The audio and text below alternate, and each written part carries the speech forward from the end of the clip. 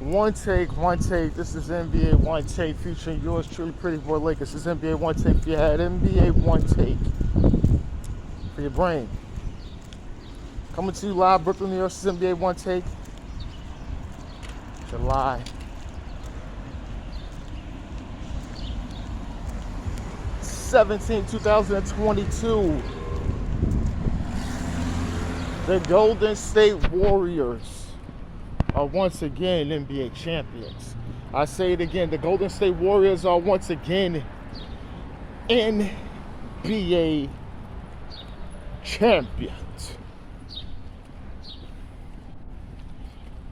With the win over the Boston Celtics in the NBA Finals, they closed them out 4-2, giving Steph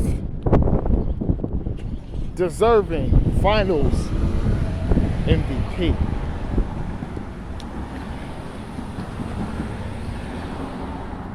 And the emotion of Steph Curry crying, going through it. Because people believe that the Warriors wasn't ever going to get to that level again.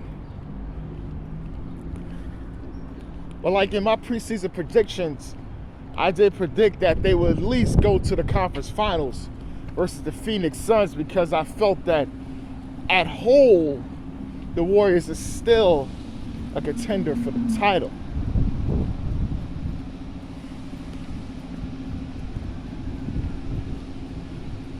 And they did it.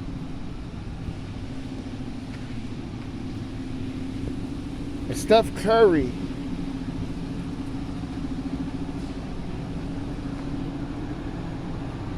he elevates himself into one of the all-time greats to ever play this game. Just when you're going by career, accomplishments, the player, the era he's playing in, the storyline, the pressure, because there is pressure. He's one of the all-time greats. Well, this video is possibly going to be a one of two, right? Because I'm going to talk about this is about the NBA Finals and things. I have to do a separate video just talking where Steph Curry belongs. And actually that's going to be a one take, but it's actually going to be I have to really do some rescaling on how I view these guys, my all-time greats. And but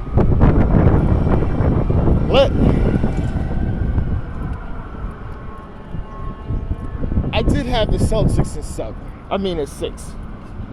I felt that the combination of what they was doing, and they could stomp them, especially after those first 3 games. Then I was real confident in the Celtics.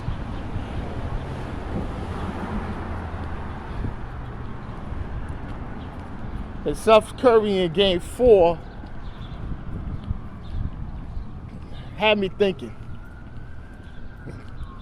And then how they won in Game 5, I lost the confidence in that team. I had a feeling that they was going to lose in 6 to the Warriors. And Jaylen Brown was out there, he was playing, scoring, everything like that. I know we're talking about, him really being aggressive and not moving the ball. People are going to talk about that.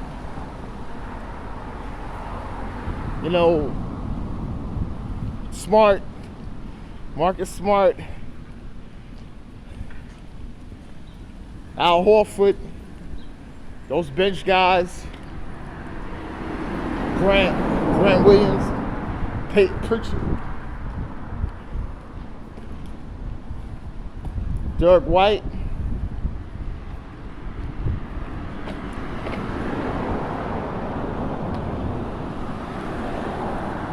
Robert Williams.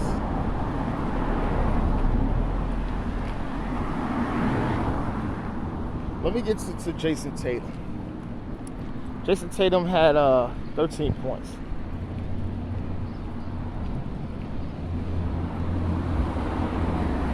Yeah.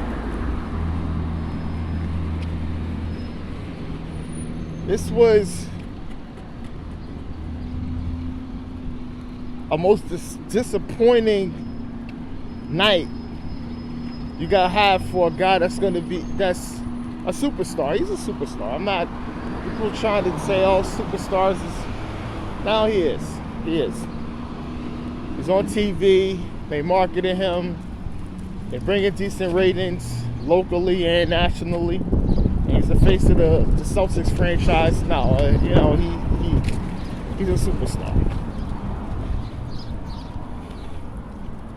And he got his team to the finals. When you kind of do that, you ding. It's not a balance. It's not a balance effort. It's him being great effort.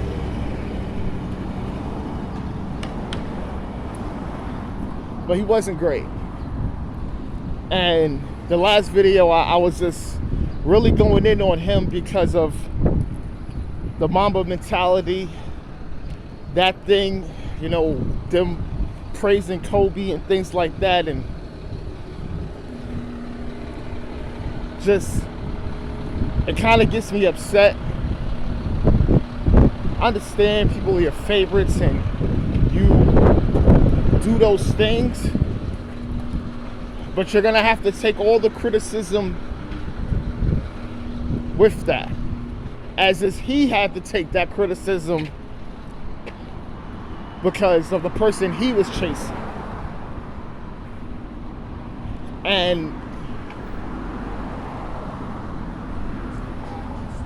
And I was just talking to my cousin. I was explaining to him, these guys don't understand, like, that pressure. Like, Kobe got 5 championships.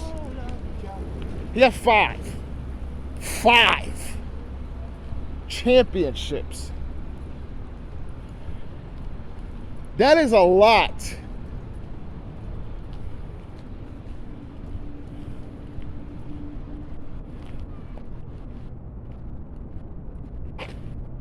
One is hard. To get 5,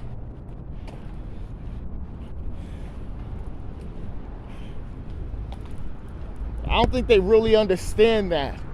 Yeah, you got the skill and things, but like I said before, you gotta be born a dog, man. You could be skilled, but you gotta be born a dog. And being a dog is also meaning sometimes you run in the pack, but sometimes you gotta do things on your own. And I think a lot of those guys don't see that. You gotta be born into that thing, man. That thing gotta be born inside you. You gotta really be a dog. That's on and off the court.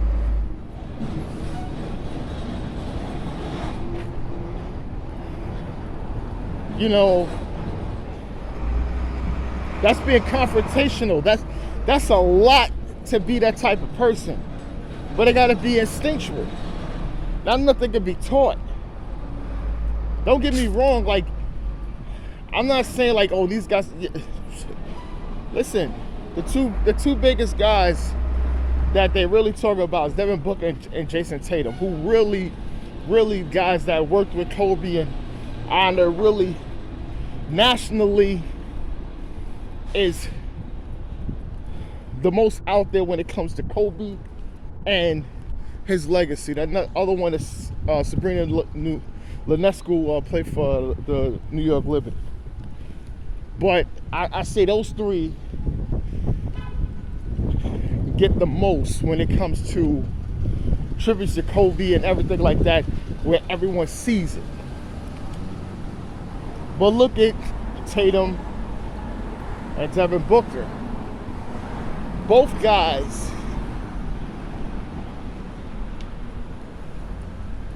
blew leads and lost championships. The Suns was up 2-0 against the Bucks, and they lost the championship. 4 straight. The Celtics up 2-1 against the Warriors and lost 3 straight. Now, you can look at it and say, well, Kobe lost to the Celtics in 2008, and he came back the next season to win the title against Orlando, and then eventually got his revenge against the Celtics in 2010. Yes, I hear that. That could give you motivation. You could think about those things. But you really got to carve a niche out for yourself. And I think that's what both of those guys need to really do. Now, don't get me wrong, I love both of those guys. Constantly making videos of how much I love them. You got me rooting for you got me placing my hard-earned money on the Celtics to win a series because I believed in mainly Tatum to get it done. My hard-earned money to believe that the Suns was going to beat the Bucks because of Devin Booker.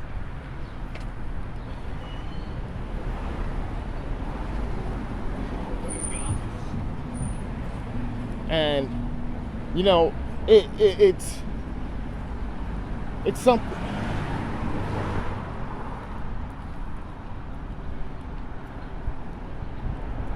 But I'm not taking no discredit from the Warriors, because Draymond Green, Klay Thompson, Jordan Poole, Kevon Looney,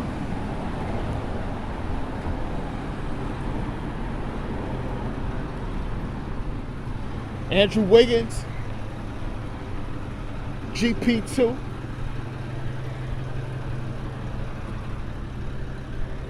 And the rest of those guys, they deserve the championship. Coach Steve Kerr, 9 titles, 5 as a player, 4 as a head coach. These guys are great, man. And I'm not taking up for them. You know, so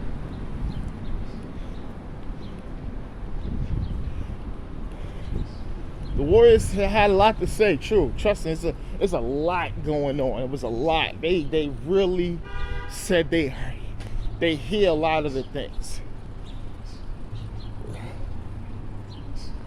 I didn't listen to any sports talk media or anything like that. But I know what they're gonna say. Steph's legacy elevated. KD's legacy is elated. Now, I don't feel that way, but I can also say that someone could always propel someone.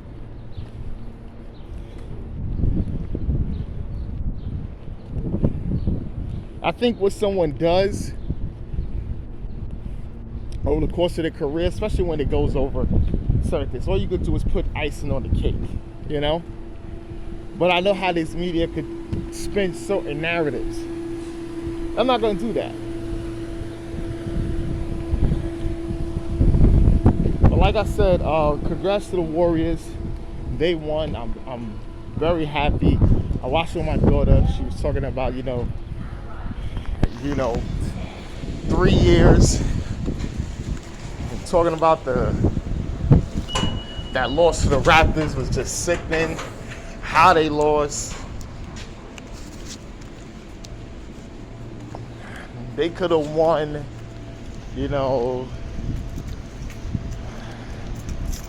Like how Steph could have supposed to have been Finals MVP in 2018. I always talk about that. And I said, oh, wait. Did y'all watch those games? I said he just had a bad game 3. Steph could have easily got it. KD just stepped up in game 3 and made sure they won. Because he was definitely deferring. And it looked like the team wanted Steph to get Finals MVP. Because Durant showed out. Ladies and gentlemen, and trust me, that's also another reason why KD wanted to leave Golden State. Yeah, after that second championship. But this NBA Onetake, Pretty Boy Laker, and I'm out.